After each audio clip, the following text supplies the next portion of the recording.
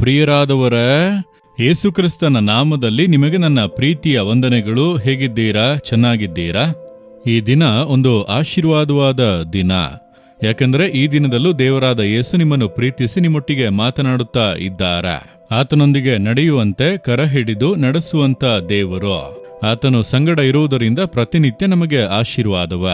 ಈ ದಿನದಲ್ಲಿ ನೀವು ನೋಡುತ್ತಿರುವಂತಹ ಈ ಸ್ಥಳ ಯಾವುದೆಂದು ಯೋಚಿಸುತ್ತಾ ಇದ್ದೀರಾ? ಹಿಂದೆ ಇರುವಂತದ್ದು ದ್ರಾಕ್ಷಿಯ ತೋಟ, ಒಂದು ವಿನ್ಯಾರ್ಡ್ ಇರುವಂತಹ ಸ್ಥಳ. ಇದು ಆಸ್ಟ್ರೇಲಿಯಾದಲ್ಲಿ ಅಡಲೈಡ್ ಎಂಬಂತ ಪಟ್ಟಣದಲ್ಲಿರುವ ಸುಂದರವಾದ ದ್ರಾಕ್ಷಿ ತೋಟ. ಈ ರೀತಿಯಾಗಿ ಇಲ್ಲಿ ಹೇರಾಳವಾದಂಥ ದ್ರಾಕ್ಷಿ ತೋಟಗಳಿವೆ. ಇಲ್ಲಿ ತಯಾರಿಸಲ್ಪಡುವಂತ ವೈನ್ ಅದು ಬಹಳ ವಿಶ್ವ ಪ್ರಖ್ಯಾತಿ ಹೊಂದಿರುವಂಥದ್ದು. ಇಲ್ಲಿ ಅದರ ಫ್ಯಾಕ್ಟರಿ ಇದೆ. ಇಲ್ಲಿ ಅದನ್ನು ತಯಾರಿಸಿ ಲೋಕದೆಲ್ಲೆಡೆ ಕಳುಹಿಸುತ್ತಾರೆ. ಅದರಲ್ಲಿ ಆಲ್ಕೋಹಾಲಿಕ್ಕೂ ಇದೆ, ನಾನ್ ಆಲ್ಕೋಹಾಲಿಕ್ಕೂ ಇದೆ. ಅಂದ್ರೆ ಯಾವುದೇ ಮತ್ತು ಇಲ್ಲದೆ ಇರುವಂತ ರುಚಿಯಾದ ವೈನನ್ನು ಕೂಡ ಇವರು ಸಿದ್ಧ ಮಾಡಿ ಕಳುಹಿಸಿಕೊಡುತ್ತಾರೆ.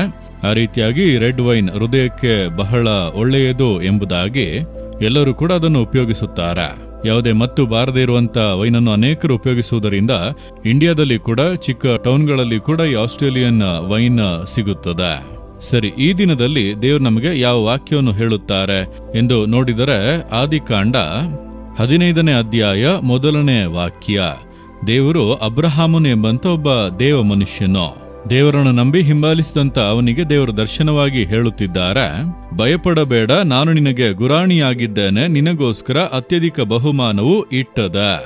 ಇಂದು ಯೇಸುವನ್ನು ಪ್ರೀತಿಸುವ, ಆತನನ್ನು ನಂಬುವ, ಆತನನ್ನು ಹಿಂಬಾಲಿಸುವಂತ ನಿಮ್ಮ ನೋಡಿ ಹೇಳುತ್ತಾರೆ, ನನ್ನ ಮಗನೇ, ನನ್ನ ಮಗಳೇ, ನೀನು ಭಯಪಡಬೇಡ, ನಾನು ನಿನಗೆ ಗುರಾಣಿಯಾಗಿ ಇದ್ದೇನೆ, ನಿನಗೋಸ್ಕರ ಅತ್ಯಧಿಕ ಬಹುಮಾನವು ಇಟ್ಟದೆ ಎಂಬುದಾಗಿ. 2 ಕಾರ್ಯಗಳನ್ನು ದೇವರಲ್ಲಿ ಹೇಳುತ್ತಾ ಇದ್ದಾರೆ. ಮೊದಲನೆಯದಾಗಿ, ನಾನು ನಿಮಗೆ ಗುರಾಣಿಯಾಗಿ ಇರುವೆನು. ಈ ಗುರಾಣಿ ಎಂಬುದಾಗಿ ಹೇಳುವಾಗ ಅದನ್ನು ಯಾವುದಕ್ಕೆ ಉಪಯೋಗಿಸುತ್ತಾರೆ? ಆ ಕಾಲದಲ್ಲಿ ಯುದ್ಧ ಮಾಡುವಾಗ ಸೈನಿಕರು ಬಲಗೈಯಲ್ಲಿ ಕತ್ತಿಯನ್ನು ಹಿಡಿದುಕೊಂಡಿರುತ್ತಾರೆ, ನೋಡಿದ್ದೀರಲ್ಲ. ಎಡಗೈಯಲ್ಲಿ ಗುರಾಣಿ ಎಂಬುದಾಗಿ ಒಂದನ್ನು ಹಿಡಿದುಕೊಂಡಿರುತ್ತಾರೆ. ವಿರೋಧಿ ಆಕ್ರಮಿಸುವಾಗ ಅದು ಕೇಡನ್ನು ಉಂಟು ಮಾಡದಂತೆ ಕಾಪಾಡುವುದಕ್ಕಾಗಿ. ಕತ್ತಿಯು ಶತ್ರುವನ್ನು ಆಕ್ರಮಿಸುವುದಕ್ಕೆ.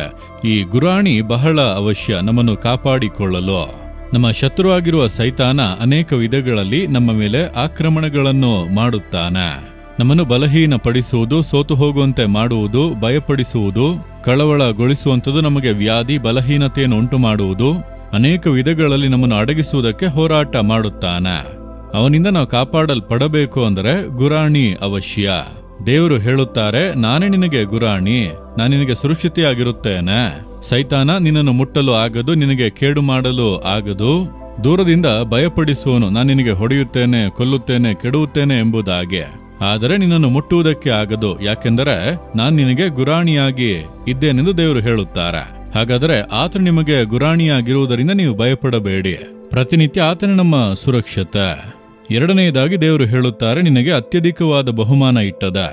ನಿನಗೆ ಸ್ವಲ್ಪವಲ್ಲ, ಅತ್ಯಧಿಕವಾದ ಬಹುಮಾನ ಇಟ್ಟದ, ರಿವಾರ್ಡ್.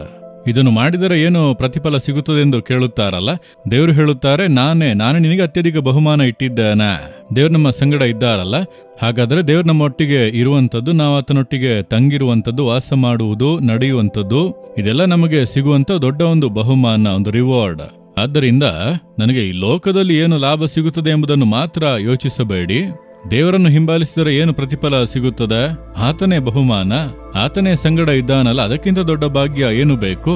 ಆತನ ಸಂಗಡ ಇದ್ದರೆ ಒಂದು ದಿನ ಈ ಲೋಕದ ಜೀವಿತವನ್ನು ಮುಗಿಸುವಾಗ ಆತನೊಟ್ಟಿಗೆ ಪರಲೋಕದಲ್ಲಿ ಇರುತ್ತೇವಲ್ಲ, ಅದೇ ಬಹುಮಾನ. ಈ ಲೋಕದ ಜೀವಿತ ಸ್ವಲ್ಪ ದಿನಗಳು ತಾನೆ. ಹಾಗಾದ್ರೆ ನಿತ್ಯವಾಗಿ ಪರಲೋಕದಲ್ಲಿ ಆತನೊಟ್ಟಿಗೆ ತಾನೇ ಬಾಳಬೇಕು. ಹಾಗಾದ್ರೆ ದೇವರು ನಮ್ಮ ಸಂಗಡ ಇದ್ದರೆ ಅದುವೇ ನಮಗೆ ಬಹುಮಾನ, ಪರಲೋಕದ ಭಾಗ್ಯ. ಆತನೊಂದಿಗೆ ಶಾಶ್ವತವಾಗಿ ಜೀವಿಸುವುದು. ದೇವರು ಹೇಳುತ್ತಾರೆ, ನನ್ನ ಮಗನೇ, ಮಗಳೇ, ನಾನೇ ನಿನಗೆ ಬಹುಮಾನ, ನಾನೇ ನಿನಗೆ ರಿವಾರ್ಡ್. ನೀನನ್ನು ಹಿಂಬಾಲಿಸಿದರೆ ನಾನು ಯಾವಾಗಲೂ ನಿನ್ನೊಂದಿಗೆ ಇರುತ್ತೇನೆ. ಲೋಕದಲ್ಲಿರುವವರೆಗೂ, ಮರಣದ ನಂತರವೂ ನಿತ್ಯ ಕಾಲವಾಗಿ. ಇದಕ್ಕಿಂತ ಏನು ಬಹುಮಾನ ಬೇಕು? ಅದನ್ನೆನೆಸಿ ಸಂತೋಷ ಪಡಿರಿ. ಬರೀ ಲೋಕದ ಆಶೀರ್ವಾದವನ್ನೇ ಹುಡುಕಿ ಓಡಬೇಡಿ. ಯೇಸುವನ್ನು ಹಿಂಬಾಲಿಸಿದರೆ ಮನೆ ಸಿಗುತ್ತದಾ, ಸೌಖ್ಯ ಸಿಗುತ್ತದಾ, ಕೆಲಸ ಸಿಗುತ್ತದಾ? ಇದನ್ನೇ ಹುಡುಕಿಕೊಂಡು ಇರಬೇಡಿ. ಇದನ್ನು ಮೀರಿ ದೇವರೇ ನಮಗೆ ಬಹುಮಾನವಾಗಿದ್ದಾರೆ, ಪರಲೋಕದ ಭಾಗ್ಯವನ್ನು ಕೊಡುತ್ತಾರೆ. ಅದನ್ನೆನೆಸಿ ನೀವು ಆತನನ್ನು ಹಿಂಬಾಲಿಸಬೇಕು. ಇಂದು ನಿಮ್ಮ ನೋಡಿ ಹೇಳುತ್ತಾರೆ, ನನ್ನ ಮಗನೇ, ಮಗಳೇ, ಭಯಪಡಬೇಡ. ಈ ಸನ್ನಿವೇಶಗಳನ್ನೆಲ್ಲ ನೋಡಿ ಭಯಪಡಬೇಡ. ನಾನು ನಿನಗೆ ಸುರಕ್ಷತೆಯಾಗಿ ಕಾವಲಾಗಿ ಇರುತ್ತೇನೆ. ಹಾಗೆ ದೇವರನ್ನು ನೋಡಿ ಹೇಳಿರಿ, ದೇವರೇ ನಾನು ಭಯಪಡುವುದಿಲ್ಲ, ಯಾಕಂದ್ರೆ ನೀವು ನನಗೆ ಗುರಾಣಿಯಾಗಿದ್ದೀರಿ, ಅತ್ಯಧಿಕ ಬಹುಮಾನವಾಗಿದ್ದೀರಿ, ನನ್ನ ಸಂಗಡ ನೀವು ಇದ್ದೀರಿ, ಅದು ನನಗೆ ಸಾಕು, ನಿತ್ಯವಾಗಿ ಪರಲೋಕದಲ್ಲಿ ಬಾಳುವ ಭಾಗ್ಯವನ್ನು ಕೊಟ್ಟಿದ್ದೀರಿ. ಅದಕ್ಕಾಗಿ ಸ್ತೋತ್ರ ಸ್ತೋತ್ರ, ಯೇಸುವಿನ ನಾಮದಲ್ಲಿ ಆಮೇನ್ ಆಮೇನ್.